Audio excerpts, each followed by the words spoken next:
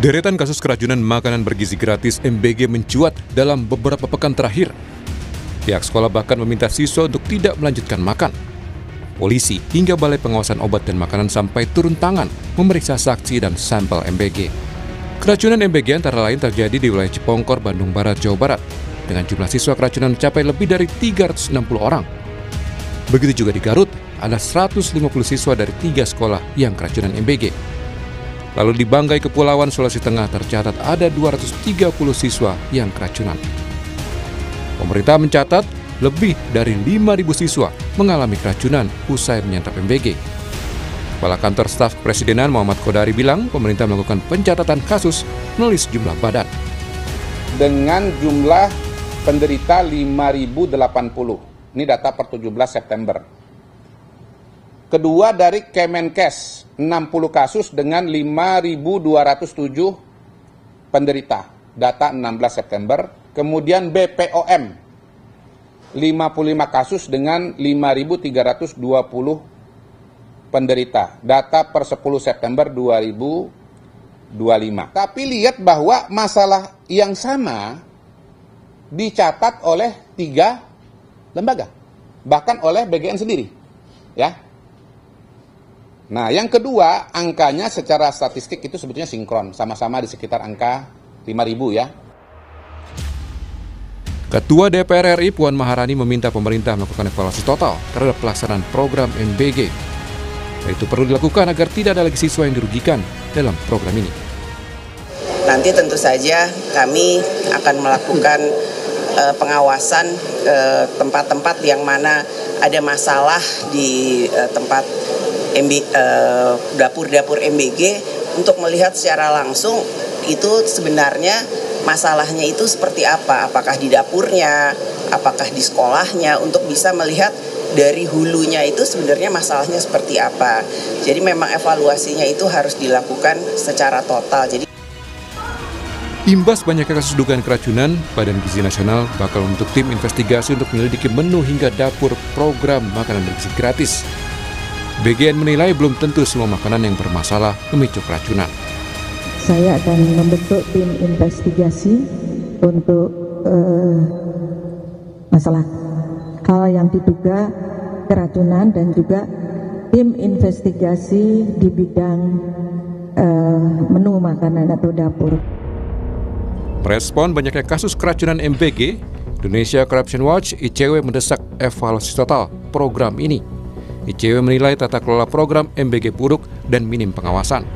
Dengan adanya terbukti tata kelola yang buruk, minimnya akuntabilitas, dan berulang kali merugikan warga, dalam kondisi seperti ini, pemerintah harus segera menghentikan pelaksanaan MBG agar tidak terus menimbulkan kerugian lebih besar bagi masyarakat. Setelah dihentikan, diperlukan evaluasi total yang melibatkan publik, terutama siswa, guru, orang tua, dan kelompok masyarakat.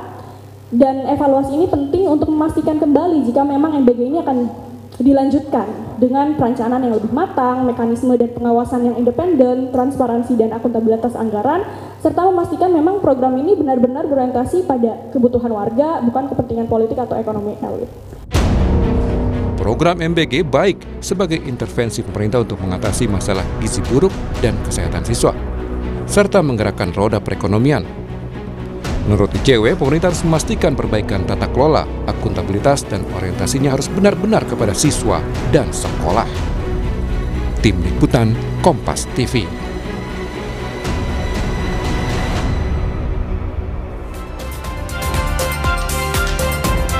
Saudara, marak kasus keracunan, apa saja yang perlu dievaluasi dari pelaksanaan MBG? Kita ulas bersama Koordinator Nasional Jaringan Pemantau Pendidikan Indonesia, Ubaid Matraji. Selamat pagi, Mas Ubaid.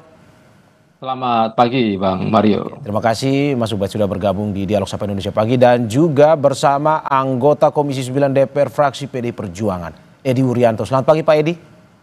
Selamat pagi, Mas. Terima kasih Pak Edi sudah bergabung di Dialog Sapa Indonesia Pagi, dan juga kami sedang menghubungi pakar gizi Dr. Dian Kusumadewi serta perwakilan dari Badan Gizi Nasional, tapi hingga saat ini kami masih terus menunggu konfirmasinya. Saya ke Mas Ubaid terlebih dahulu. Mas Ubaid, dari catatan Anda sampai hari ini, data yang dimiliki, ada berapa korban keracunan MBG dari pemantauan? Iya, jadi korbannya ini semakin lama semakin banyak Ya. dan peningkatannya tidak di angka ratusan tapi ribuan ya. Benar tadi yang disampaikan beberapa kalangan itu datanya di sekitar angka 5.000 itu minggu yang lalu. Kemudian Pak Kodari tadi juga menyebutkan angkanya juga sekitar 5.000 itu di 17 Ya. September ya. Itu sudah seminggu yang lalu. Ya. Nah, kalau sekarang data JPPI yang terupdate itu sudah naik 1.000. Jadi ada 6.452 ya. 6.000 lebih saat ini berarti ya? Iya, saat Per hari ini. ini? Jadi kalau seminggu lalu memang di angka 5.000, tapi sekarang per hari ini sudah 6.452. Jadi udah naik 1.000.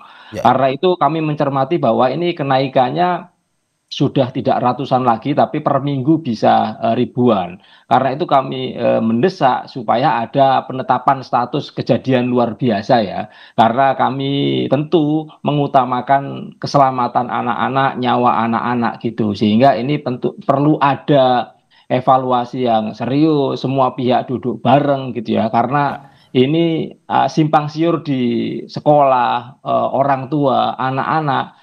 Justru sekarang kami menerima banyak surat ya Ya. dari sekolah, kemudian dari orang tua, itu mereka pada menolak ya, karena ya mereka trauma dengan anak-anaknya yang pernah keracunan atau sekolahnya yang pernah kejadian keracunan, tetapi pihak dapur ternyata tidak bertanggung jawab penuh gitu, sehingga mereka menuntut ada evaluasi, ada perbaikan sistemnya, tata kelolanya gitu. Oke, Mas Ubay, kalau dari ini total yang Anda hitung sehingga saat ini 6.000, apakah memang ini ada di daerah mana saja yang mayoritas terkena dan apakah memang ada mungkin saja daerah yang sebelumnya sudah kena berjalan normal kembali terus kena lagi, atau memang ini bersifat baru semua dari pantauan Anda? Iya, yang paling parah itu ada di Jawa Barat ya. Angkanya sudah lebih dari 2.000 dan juga Barat ini juga melibatkan di kabupaten kota yang kejadiannya nggak hanya sekali, tapi tadi yang Bang Mario sampaikan berkali-kali gitu ya. Ya. Jadi, tetapi kami ini kan menyebar relawan untuk melakukan pemantauan itu kan di seluruh kabupaten kota dan juga provinsi, dan dari 6.000 itu ternyata merata ya di hampir 18 kita temukan per hari ini itu sudah 18 provinsi yang sudah ada kasus keracunan. Termasuk di kabupaten kota juga merata ada banyak di kabupaten kota gitu. Karena itu kami berkesimpulan sebenarnya ini problemnya tidak hanya di level dapur ya, tetapi juga di level BGN.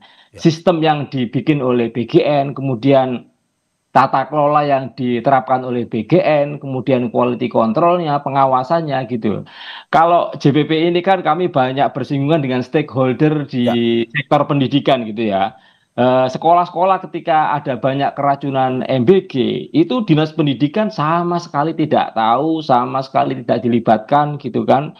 Kemudian Kementerian Kesehatan di banyak daerah dinas-dinas kesehatan juga tidak tahu, tidak banyak dilibatkan gitu. Sehingga ketika ada banyak keracunan, kemudian perangkat Kementerian Kesehatan itu kan sampai sekolah-sekolah. Di sekolah itu ada UKS, di masyarakat ada posyandu, semua itu tidak libatkan di dapur, kemudian quality control MBG itu.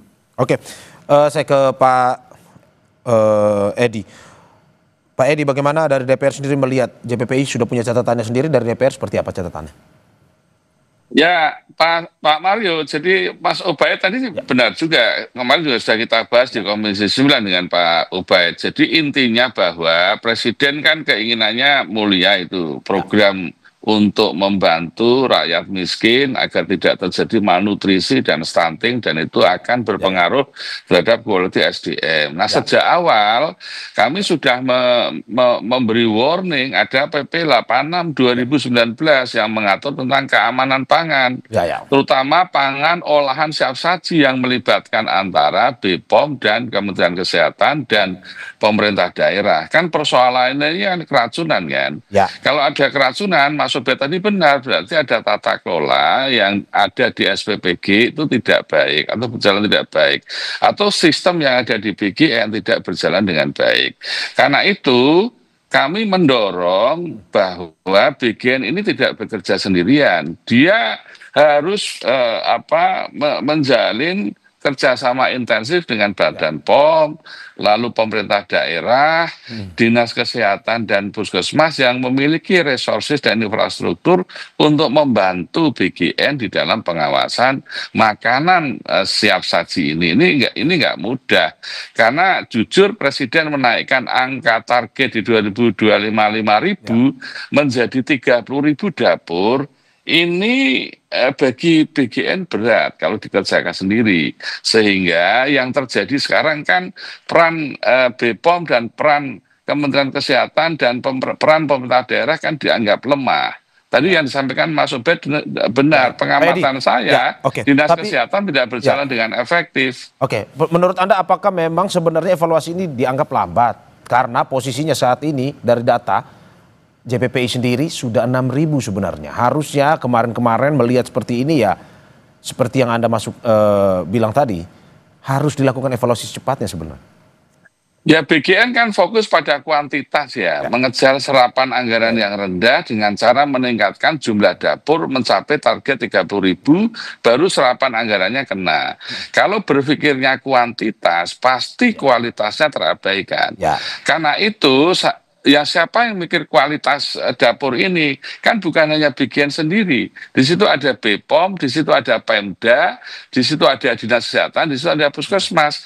Maka pelatihan pada SPPI, pengawasan keamanan di lapangan, mulai dari produksi, mulai dari penyimpanan, pengangkutan, perdagangan, ini harus ada pihak BPOM dan Kementerian Kesehatan dan Dinas Kesehatan yang terlibat di situ. Dengan demikian maka kalau ada keracunan ini, siapa yang paling bertanggung jawab adalah bukan hanya BGN tapi BPOM dan Kementerian Kesehatan. Pak Edi, tapi kan terkait dengan kuantitas ini, jumlah serapan ini kan berhubungan juga dengan anggaran yang diserap sebenarnya, sehingga pemerintah fokusnya sebenarnya untuk sambil berjalan yang kualitas itu, kuantitasnya juga menjadi faktor utama untuk anggaran terserap ini. Menurut Anda itu masih salah? Saya kira BPOM harus melakukan penjaminan mutu internal ya untuk menjamin quality tadi. Jadi dia harus memiliki sistem pengawasan kepada semua SPPI dan ahli gizi dan semua yang terlibat di dapur ini melakukan SOP dengan benar. Dia harus miliki itu. Tapi penjaminan mutu eksternal yang melibatkan BPOM, Kemenkes itu juga harus dilakukan. Sehingga dari dalam dia kontrol quality-nya, lalu dari luar dia lakukan pengawasan dengan baik oleh BPOM dan Kemenkes atau Dinas Kesehatan atau Puskesmas sekalipun. Di samping itu, pada jangka menengah panjang, BPOM harus melakukan akreditasi kepada semua SPP, semua dapur. Ya, dengan akreditasi yang baik, maka akan terdeteksi mana yang baik, mana yang cukup, mana yang kurang. Nah, yang kurang itu warning. Tapi saya setuju dengan Mas Ubed tadi, kalau ada dapur yang ada kasus keracunan, maka sebaiknya dapur dihentikan dulu sambil dievaluasi. Saya sebelum ke Mas Ubed, saya ingin perkenalkan dulu. Baru saja bergabung dengan kita, pakar gizi Departemen Ilmu Kedokteran Komunitas FK Universitas Indonesia, Dr. Dian Kusuma Dewi. Selamat pagi, Bu Dian. Selamat pagi, Mas. Terima kasih, Bu, sudah bergabung di Dialog Sapa Indonesia Pagi. Tahan sebentar, Bu, saya ke Mas Ubed dulu. Mas Ubed, kalau kata Pak Edi, kuantitas, kualitas harus berjalan seimbang. Bahkan sebenarnya kualitas sebenarnya yang harus di fokus utamanya ketimbang kuantitas. Tapi kan ini sebenarnya berhubungan dengan anggaran, terserap penyerapan anggaran. Menurut Anda seperti apa? Kuantitas sama kualitas itu sebenarnya bisa jalan sinkron ya. Kalau perencanaannya bagus, ya kan. Kalau sejak awal itu direncanakan dengan matang, dibangun sistem yang kuat, tata kelola yang sistematis dan seterusnya, maka kuantitas dengan kualitas itu bisa seirama gitu. Tapi dalam kasus MBG, kasus keracunan, itu kan sejak awal program ini running, itu kan sudah ada kasus. Memang jumlahnya 200 ya, ratusan masih gitu kan. Dan sudah clear itu. BGN juga mengatakan ketika kasus masih ratusan itu kami akan evaluasi, kami akan investigasi. Tapi nyatanya hasil evaluasinya apa gitu loh, sehingga kami di sekolah kemudian orang tua khawatir karena sudah dievaluasi, sudah diinvestigasi, kok malah sekarang jumlahnya malah ribuan. Ya. Itu yang mengkhawatirkan banyak sekolah dan orang tua gitu. Karena mereka fokus pada keselamatan anak gitu. Oke, saya ke Budian. Budian, dari permasalahan yang terjadi, keracunan makanan pun juga permasalahan yang terjadi terkait dengan MBG ini. JPPI tadi memberikan info jumlah terakhir 6.000 sampai saat ini. Dari pemenuhan gizi, keahlian Anda, apa yang menjadi fokus dari Anda melihat terkait dengan keracunan MBG ini? Ya, baik. Terima kasih. Selamat pagi semuanya. Untuk melihat kondisi yang sedang marak saat ini ya, sebetulnya kita kembali lagi saja pada cara-cara monitoring dan evaluasi dari setiap program yang ditawarkan. Nah, untuk program ini mungkin sama halnya dengan kita kalau quality control pada perusahaan, ya Mas ya. Jadi ada yang namanya sistem manajemen keamanan pangan yang digunakan untuk mengidentifikasi, mengevaluasi, dan mengontrol bahaya yang mungkin dapat terjadi dalam produksi makan tersebut ya. Karena kan kita mulai dari mungkin pembelajaran, pemilihan bahan makanan sumber, kemudian cara masuknya ke dalam posko yang akan nanti mengolah, kemudian cara pembersihan makanan tersebut, cara pengolahan, pemasakan, sampai distribusinya. Jadi itu mungkin yang memang harus dilihat semuanya. Jadi dalam prinsip ada yang namanya HACCP, yaitu Hazard Analysis and Critical Control Point. Jadi ada beberapa aspek yang semuanya harus dilihat oleh pakarnya.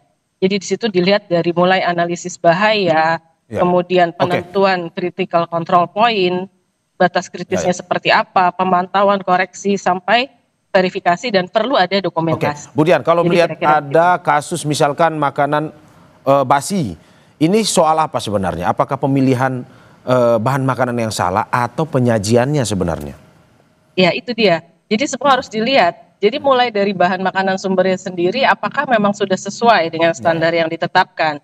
Apakah memang sudah sesuai dengan misalnya rencana atau wacana pembelian dan pemilihannya. Kemudian bisa juga nanti pada saat pembersihannya gitu ya, dicuci dan lain-lain. Atau bisa juga pada saat pengolahannya. Apakah alat makannya juga bersih atau bahan makanan memang yang sesuai dengan yang direncanakan atau ada perubahan di situ. Jadi bisa semuanya sampai pendistribusiannya. Begitu juga kalau selesai memasak gitu kan.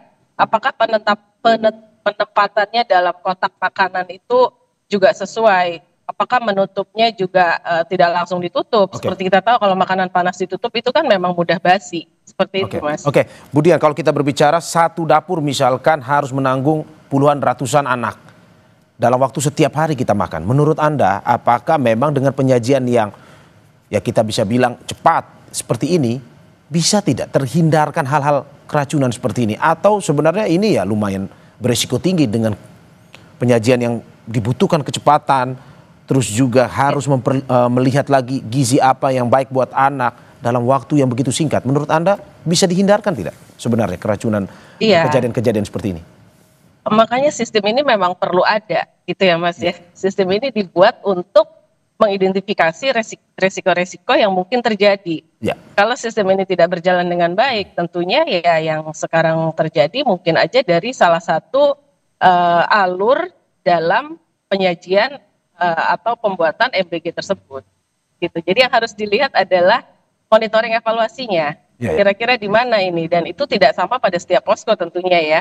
Jadi posko-posko yang satu dengan yang lain belum tentu sama, sehingga terus menyebabkan hasil akhir yang seperti yang sedang diberitakan marak saat ini.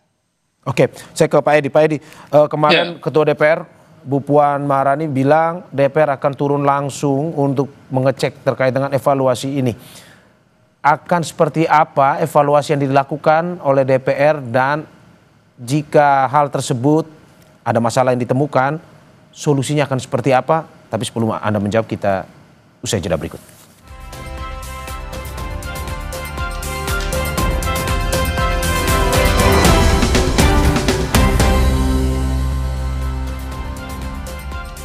Terima kasih masih di Sapa Indonesia Pagi bersama saya Mario Sarung dan sejumlah narasumber saya. Ada anggota Komisi 9 DPR fraksi PD Perjuangan Edi Wuryanto, Koordinator Nasional Jaringan Pemantau Pendidikan Indonesia Ubaid Matraji, dan pakar gizi Departemen Ilmu Kedokteran Komunitas FK Universitas Indonesia Dr. Dian Kusuma Dewi. Saya ke Pak Edi.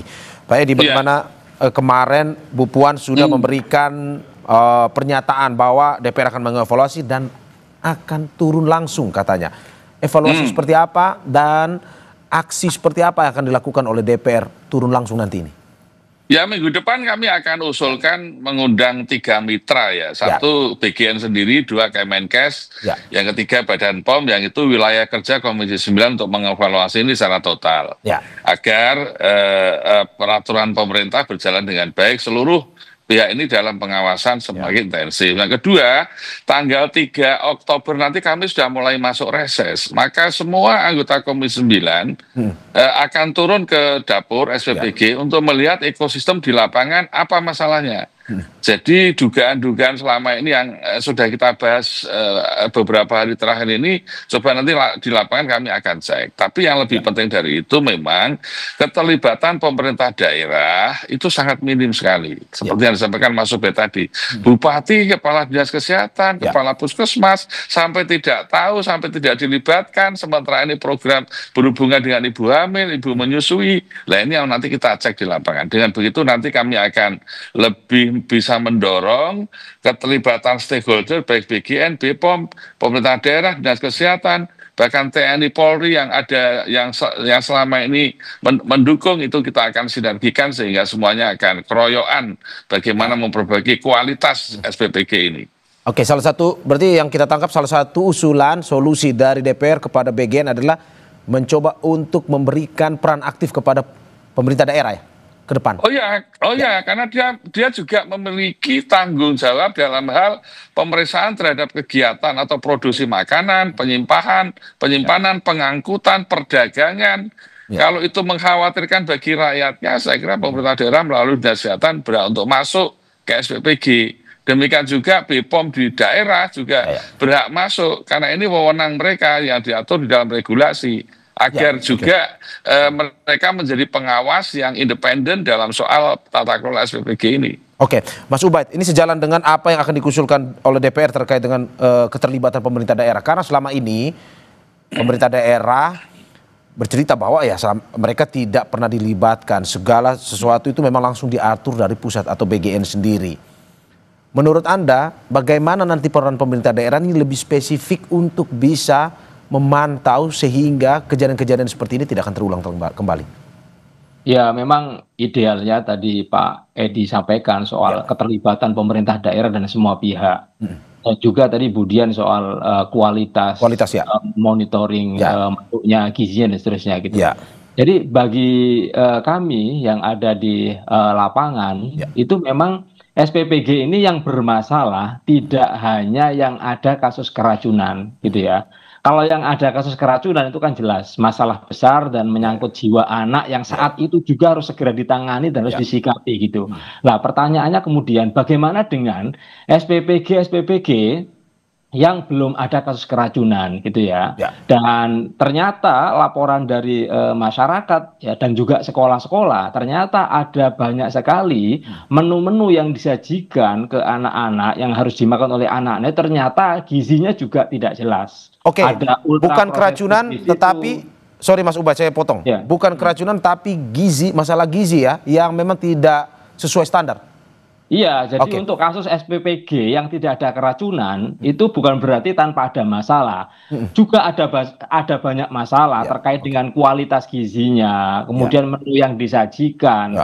Kemudian ada masalah juga soal ternyata menu-menu yang disajikan di sekolah-sekolah itu banyak sekali ya yang itu dibuang-buang. Dan sekolah juga sudah punya banyak cara bagaimana membuang menu secara aman itu ya. Ada yang harus di bawah wadah dari rumah lalu dipindahkan gitu. Jadi sebenarnya kasus di SPPG dan juga MBG di sekolah-sekolah itu tidak hanya kasus keracunan, tapi ada banyak kasus-kasus yang lain termasuk soal tujuan MBG itu. Tujuan MBG itu kan peningkatan angka ketercukupan gizi di semua daerah dan semua anak. Itu yang belum tercapai sampai hari ini gitu. Oke, tapi Mas, sorry, tapi kan bukannya ada pengawasan sebenarnya setiap dapur itu bahwa ada ahli gizi yang menghitung atau ahli gizi yang memantau untuk ukuran gizi yang nantinya akan diberikan kepada anak-anak? Iya, kalau menurut pemantauan JPPI itu masih katanya gitu. Tapi nyatanya nggak ada. Oke. Apa yang disampaikan Pak Edi tadi juga hampir sama, yang ada di lapangan nggak ada. Keterlibatan dinas pendidikan, ya karena ini urusan sekolah ya kan. Kemudian dinas-dinas kesehatan sama sekali nggak ada. Padahal penyuluh kesehatan kita punya banyak sekali ya. Posyandu kita punya banyak sekali. Di sekolah itu ada namanya unit kesehatan sekolah. Sama sekali nggak dilibatkan. Karena itu ini bukan soal keracunan, tapi soal pemenuhan gizi itu juga bermasalah. Oke, saya ke Budian. Budian, bagaimana dengan apa hasil temuan dari JPPI, Mas Ubaid dan kawan-kawan, bahwa keracunan ini satu sisi, tapi yang tidak terlihat belum tentu bahwa kita bilang tidak ada masalah. Salah satunya adalah pemenuhan gizinya yang sampai saat ini belum terlalu maksimal kepada anak-anak. Ya, baik.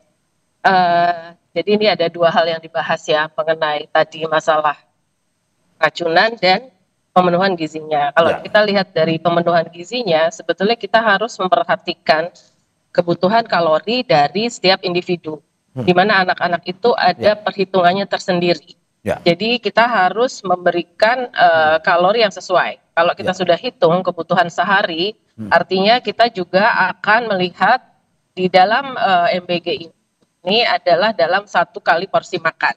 Nah, Kementerian Kesehatan itu sudah mengeluarkan rekomendasi sebetulnya ya, rekomendasi isi piringku. Kalau dilihat dari yang ada, isi piringku itu harus dilihat lagi dari jenis, jumlah, dan jadwalnya. Jenis adalah bahan makanan yang harus didapat yang berhubungan dengan zat gizi makro dan mikro dari kebutuhan anak tersebut, yaitu sumber karbohidrat, protein, dan lemak, serta serat. Kalau kita lihat sebetulnya sudah cukup baik ya, cukup baik. Contohnya, hanya untuk pemenuhannya memang kita harus melihatnya tidak bisa dalam 1 porsi makan. Jadi harus kebutuhan sehari, karena kita sudah menghitung kebutuhan sehari yang harus didapat di dalam individu tersebut. Artinya perlu bantuan dari keluarga juga. Berarti menurut Anda, Budian, berarti menurut Anda pantauan ahli gizi setiap hari terkait dengan apa asupan bagi anak-anak ini penting sekali ya? Betul. Ya, karena MBG itu hanya 1 porsi makan, sementara dia harus mendapatkan 1 hari kebutuhan kalori. Dilihat dari jenis, jumlah, dan jadwal yang sesuai. Gitu, Mas. Saya ke Pak Edi. Pak Edi, bagaimana Anda melihat jika pada akhirnya ini, kalau kata Mas Ubaid, korban terus bertambah, jumlah terus bertambah.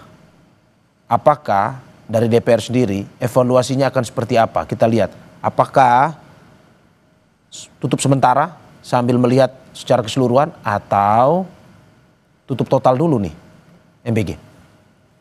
Ya, soal evaluasi menyeluruh ada di Presiden ya. Tetapi bahwa tugas kami menjaga kesehatan, keamanan masyarakat, patient safety, itu nggak boleh ditawar. Karena tugas kita melindungi keselamatan jiwa setiap penduduk. Dan kasus MBG ini kalau dibiarkan dengan sistem yang tanpa perbaikan, maka saya prediksi kasusnya akan terus meningkat karena BGN mengejar dari target sekarang menuju 30.000 untuk mencapai serapan anggaran ya. Tentu pasien safety ini harus menjadi hal yang nomor 1, nggak boleh ditawar. Sama dengan Anda naik pesawat terbang kan, urusan keselamatan itu nomor 1. Sama ada di rumah sakit, keselamatan itu nomor 1. Sama juga dengan SPPG yang itu mengolah makanan yang masuk ke dalam tubuh yang punya risiko terhadap keselamatan, itu nomor 1. Maka hal-hal soal ini tidak boleh ditawar lagi. Karena itu ini menjadi perhatian serius, maka harus ada share tanggung jawab pemerintah melalui BGN, Kementerian Kesehatan, Badan POM, pemerintah daerah yang di dalamnya ada Dinas Kesehatan, ada Puskesmas, ada Dinas Pendidikan, lalu ada pendukungnya ada TNI, Polri, semuanya ini harus share tanggung jawab yang ujungnya adalah jangan sampai ada keracunan, apalagi mengancam keselamatan jiwa masyarakat. Itu nggak boleh. Oke, Pak Edi, berarti termasuk juga nanti pada saat reses akan mendengarkan masukan dari orang tua anak, termasuk juga dengan guru, terkait dengan, ya ini kalau kata Mas Ubaid tadi kan ada juga yang trauma di sekolah mereka bahwa sudah keracunan dan mungkin saja tidak ingin ada MBG lagi karena rasa trauma itu. Apakah mungkin akan juga mendengar ini dan evaluasinya ya untuk di sekolah ini mungkin tidak dulu MBG atau bagaimana? Bu Ketua DPR RI, Mbak Bu Puan Maharani kan sudah memerintahkan semua anggota DPR RI ketika reses turun gunung untuk membantu menyelesaikan persoalan negara MBG ini. Jadi apakah Komisi 9 atau di luar Komisi 9, karena ini program prioritas Presiden yang sangat mulia, ya harus kita dukung bersama dalam rangka untuk mengelaborasi semua stakeholder tadi agar berjalan sesuai dengan tanggung jawabnya. Nah dengan begitu, DPR RI juga memiliki kontribusi di dalam pengawasan MBG ini, sehingga akhirnya yang semula tanggung jawabnya hanya ada di BGN, ini akhirnya menjadi tanggung jawab bersama. Ini saya kira yang harus kita lakukan karena ini menyangkut anak-anak kita yang semula stunting, malnutrisi. Presiden ingin menaikkan kualitas SDM ini agar mencapai level daya saing yang baik. Kalau ini kemudian diganggu kan jangan. Ya, yang penting justru apabila ada masalah kita selesaikan sesuai dengan di mana masalah kasus itu ada. Tentu kalau ada perbaikan sistem menjadi tanggung jawab DPR RI untuk mengawasi BGN agar ekosistemnya semakin baik. Oke, sebelum saya ke Mas Ubaid, saya ingin disclaimer sedikit bahwa kami terus berusaha menghubungi perwakilan dari Badan Gizi Nasional tapi hingga saat ini masih terus menunggu konfirmasinya untuk bergabung dalam dialog kita. Mas Ubaid, dari evaluasi JPPI, berhenti sementara atau berhenti total dan alokasi anggarannya untuk program pendidikan yang lain, bagaimana? Ya, jadi karena kami mencatat yang pertama ini, ya karena ini bukan persoalan hanya keracunan, tapi hanya ada juga soal gizi yang tidak berkualitas. Kemudian ketiga, ya ada banyak dapur-dapur MBG yang fiktif. Kemudian yang keempat ada soal dana MBG ini yang belum ditransfer, ya kan, ada juga kasus korupsi, dan yang kelima ada banyak konflik kepentingan. Karena itu ini sebenarnya kasus yang terjadi merata di semua dapur, maka tidak bisa kita hanya melakukan evaluasi sambil berjalan. Karena itu kami meminta Presiden supaya dihentikan secara total untuk dilakukan evaluasi. Nah setelah diberhentikan total dievaluasi ini, ya silakan nanti dicari jalan keluarnya. Apakah model seperti ini akan kembali dilaksanakan atau kita justru punya variasi model-model dalam pelaksanaan MBG ini gitu. Yang jelas ini harus dihentikan total dulu, dievaluasi total dulu, baru setelah itu kita perbaiki sistem, kita perbaiki tata kelola, baru nanti modelnya seperti apa MBG ini. Karena menurut catatan JPPI banyak juga ya dapur-dapur model SPPG ini yang nggak bisa diterapkan di daerah-daerah tertentu. Misalnya di daerah-daerah 3T itu akan susah menggunakan model SPPG yang sekarang formatnya seperti yang ada di kota-kota besar. Karena itu ini harus diberhentikan total, dievaluasi total dengan melibatkan semua pihak termasuk guru, orang tua, dan juga masyarakat yang lain. Oke, belum juga pada akhirnya evaluasi ini untuk nantinya bagaimana melihat perputaran ekonomi ya. Dalam arti bahwa masyarakat sekitar, penjual sekitar juga tidak mati tapi tetap merasakan juga ada hasil dari MBG ini. Begitu ya, Mas? Iya, karena itu harus dievaluasi total kan. Karena ini bukan hanya soal keracunan, bukan hanya soal mutu gizi, tapi ini banyak menyangkut banyak sekali bagaimana UMKM yang katanya ini menggerakkan UMKM tapi sampai hari ini belum berdampak terhadap UMKM. Berarti kan bagaimana supaya berdampak terhadap UMKM misalnya. Bagaimana supaya ini meningkatkan kualitas pendidikan, tapi nyatanya malah menggerogoti dana pendidikan. Berarti kan harus dievaluasi kan gitu. Jadi banyak hal yang harus dievaluasi, karena itu tidak bisa hanya diberhentikan sebagian lalu sebagian jalan, nggak bisa. Jadi semua harus diberhentikan dahulu untuk dievaluasi. Tapi kan Mas, mungkin saja masih ada SPPG atau dapur-dapur yang memang sebenarnya secara kualitas bagus, pelayanannya bagus. Apakah tidak sayang sebenarnya diberhentikan secara total, nantinya akan memberhentikan pelayanan di situ, ada anak-anak yang mungkin tidak akhirnya mendapatkan makan, atau bagaimana? Ya, diberhentikan ini kan untuk dievaluasi. Artinya ada program-program yang harus diprioritaskan gitu. Kan jangan sampai anak-anak yang di Jakarta misalnya itu banyak sekali yang berangkat sekolah diantarkan mobil ya, tapi mereka dapat MBG. Sementara di daerah lain ya, yang makan saja nggak bisa, tapi MBG belum tersedia, mereka belum menjadi penerima manfaat. Jadi mestinya mana dulu yang harus di masalah juga. Jadi sebenarnya tidak ada saat ini dapur yang benar-benar bagus, karena itu semua harus dievaluasi dan diberhentikan total supaya tujuannya tercapai gitu kan. Kemudian bagaimana transparansi, akuntabilitas dan pengelolaan MBG itu secara kredibel gitu. Saya ke Bu Dian. Bu Dian, closing statement yang lebih teknis sebenarnya, bagaimana perlu penyajian yang lebih tepat pun juga persiapan ataupun pemilihan gizinya lebih tepat untuk pada akhirnya anak-anak ini, satu sisi kita menghindari keracunan, tapi satu sisi gizi pun tetap terpenuhi. Ya baik, terima kasih. Dari sisi pemenuhan tentunya mungkin karena kita bicara satu porsi, jadi yang penting jumlah dan jadwalnya ya, jumlah dan jenis dan jadwalnya. Kalau jumlah satu porsi sudah cukup, satu piring itu, tapi jenisnya dan jadwalnya. Nah di dalam penyiapannya kita harus memperhatikan dan mengidentifikasi potensi bahaya yang dapat terjadi dalam produksi MBG tersebut ya. Jadi kita harus perhatikan yang pertama adalah kontaminasi Mas. Kontaminasi atau kemungkinan paparan yang bisa terjadi kalau makanan itu biasanya biologi, kimia dalam proses pengolahannya, dan juga mungkin ada faktor fisika di situ. Di mana fisika kita harus melihat batas kritis dari seperti suhu, waktu memasak, kelembapan ruangan, dan lain-lain yang tentunya perlu melibatkan pakar di dalamnya. Jadi entah nanti mau diberhentikan sementara atau tetap diteruskan. Kalau diteruskan ya sistem manajemen dari analisis risiko tadi yang harus jalan. Seperti itu Mas. Saya ke Pak Edi, closing statementnya Pak Edi, bagaimana akhirnya harus melihat tadi usulan evaluasi total, berhentikan dulu total sambil lihat evaluasi, pun juga melihat ada anak-anak di luar sana di 3T yang lebih membutuhkan ketimbang mungkin yang berada di kota-kota besar. Evaluasi seperti ini. Kalau dari DPR sendiri melihatnya seperti apa? Singkat saja. Ya program ini jalan terus ya kan. Tetapi bahwa warningnya kuantitas dan kualitas harus paralel tuh. Harus paralel. Karena itu kerja keras dilakukan oleh pemerintah. Presiden pasti akan fokus.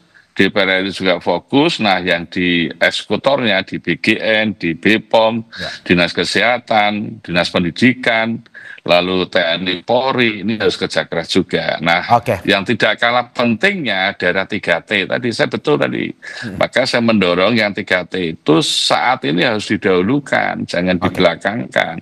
Ini bagian penting dari keadilan sosial, karena sesungguhnya daerah 3T itu kantong orang miskin, di mana stuntingnya tinggi.